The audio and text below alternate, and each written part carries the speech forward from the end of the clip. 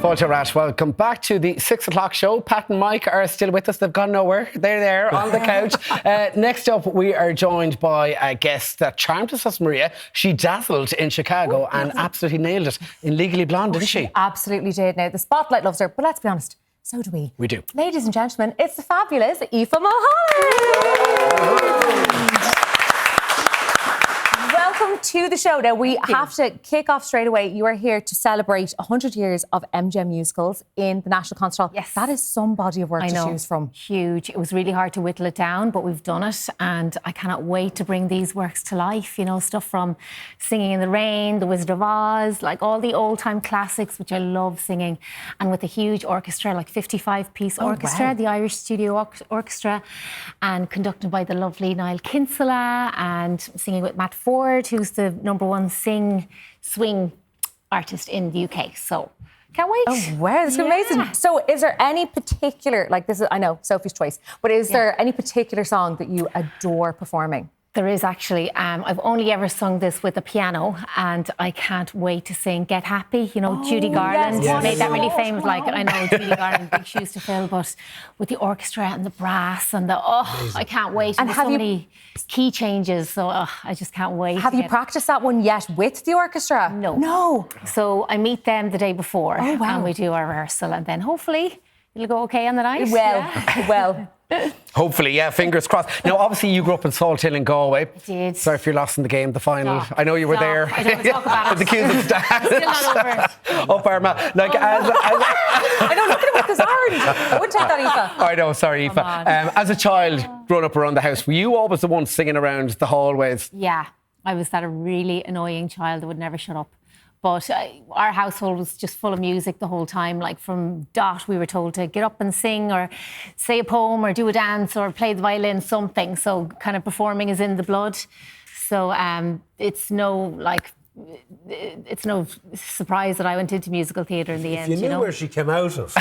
Honestly, God, well, your uncles and everyone, we both played in the Hilltop in Salt Hill. Oh, my grandparents owned a hotel called the Hilltop Very Hotel. famous hotel. And these two lovely men used to come and perform. So it was in the DNA, really? Yeah. And I mean, from there you went on to BBC's How to Solve a Problem, like Maria.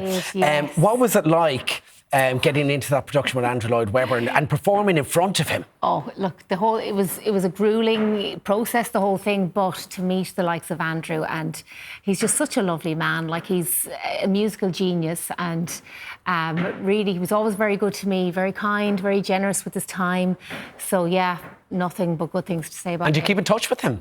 Not really. Like, I've moved back to Dublin 8 years ago, so when you're kind of out of that bubble, you know, you lose a bit of contact, but I'd hope he'd remember me if I joined a pub sometime. Well, I'm sure he would, because like you didn't end up winning the show, but even still, he called you to be in The Sound of Music like a year later. What was it like then getting that call? That was unreal. I just couldn't believe it, because I thought I'd put that to bed. You know, when I came out of the show, I went into Chicago, luckily, and did Roxy Hart. And I just thought, OK, that's it. Maria's done and dusted. And I got the call from Andrew to say, we actually want you in the show. So I had to rehearse during the day as a nun. And then I was still doing Chicago, so then I had to go in and be this murdering vixen at night. So, yeah, my head was kind of split. Basically a nun on the run. Yes. And did Andrew Lloyd Webber give you any words of encouragement, any advice? Oh, yeah, all the time. Like, he'd say to me, you know, if you ever need any advice on any, like, future jobs or anything, I'm always there. And, yeah, he's a good sounding board. And he actually... he saw the talent of Jessie Buckley, you know, in Nancy. Yeah. And he really, like, when he sees something in somebody, he really minds them. And he got myself and Jessie to do a couple of gigs together, which was lovely. But when he sees something in you, I think he tries to nurture it and give you the best. The lovely quality, yeah. That's nice. Yeah. I can't believe that you've worked with Andrew Lloyd Webber, but not only Mr. Andrew, right? Idina Menzel, I can't believe she's an absolute musical icon. What was she like to work with? She was unreal. Like, I learned a lot from her. I did chess with her. And she would come in and she wouldn't say a word, and not in a mean way or anything, but she was minding her voice, which is really important as a singer, especially the stuff she does when she has to belt stuff out like 8 shows a week. So yeah, she was really nice, really happy person, brought a lovely energy to the cast. So yeah, and so talented, obviously. That's some name that you can drop. Well, speaking of names, because you were in Chicago and you shared the stage with the one and only Jerry Springer, who played Billy Flynn. Jerry, come on, Pat, let's do it. Jerry.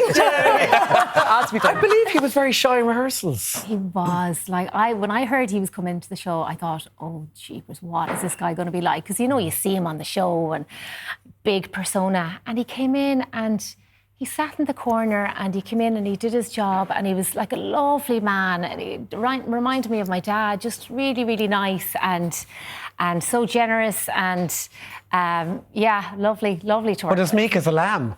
Pat, would you ever do a musical? Yeah. I could see you in a musical? Yeah. No, I did. I'd say you've good jazz hands. I did once. I did actually. I played Herod in Jesus Christ Superstar. Oh, yes. He was always done by comedian, but I did it in the National Concert Hall with the orchestra there, the same, and it was mad. Because I always come out like from down through the theatre. That's kind of we used to do that. Don't believe us, I still do my show. So I said it to the conductor, and the guy said, like, why don't I come in this way through the side door? And he said, that'd be amazing. So, look, well, let's do that and make your way up to the stage. But they forgot to tell the sound man and the lighting guy and everybody else. So I came in the door singing, and 2 old ones jumped out of their seat and nearly died. Oh, I love it. Aoife, you were also in a special production of Legally Blonde. Tell us about that. Yes. Yeah, I was 18 months in that show. It was amazing. I played Brooke Wyndham, fitness instructor, and I had to sing and skip at the same time. And I remember when I was up for the role, I said, there's no way I can do that. And I saw what they did on Broadway. I was like, I can't sing and skip. And I can barely sing alone, but skip at the same time. And with rehearsals, we had to do an hour of skipping every day before rehearsal started. Wow. And there were people getting sick on the side. Like, it was just horrendous. But by the end of it, our fitness got up, and I sang and skipped. And there were some great names time. in that. Sheridan Smith, Duncan James, who else? Alex Richard Fleishman. Richard Fleishman, yes. Richard, if you're out there, I'm taking Mr. Shots off. Yeah, such a great cast. Yeah. Now, we've had so many musicals made into movies. Is there one that you would absolutely love to see on the big screen that hasn't been made yet? I would love to see My Fair Lady. Oh, yeah. Yes, good choice. Such a good role, because whoever is lucky enough to play that role, Eliza Doolittle, you get to play, the street merchant at the start, and, the real Cockney girl singing Wouldn't It Be Lovely?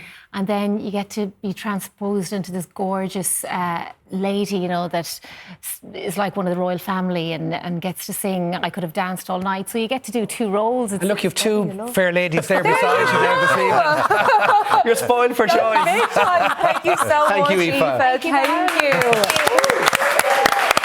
Now, stick around, because Aoife is not going anywhere yet. Catch her live at the National Concert Hall for The Sound of Hollywood, the best of MGM musicals this September. Get those tickets while they last. Yes, now, hang tight, because after the break, we delve into the psychology of quitting with expert Porrick Watt. We'll see you in 3. My Fair Lady, look. There you go. There.